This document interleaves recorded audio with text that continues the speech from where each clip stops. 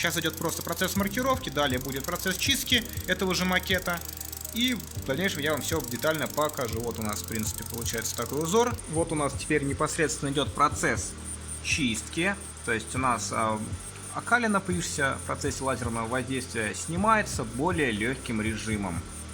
То есть и у нас этот базель в виде лаврового листа немножко очищается до цвета латуни непосредственно. Вот у нас непосредственно нанесение, да? То есть мы на какую-то глубину ушли и нанесли по всему кругу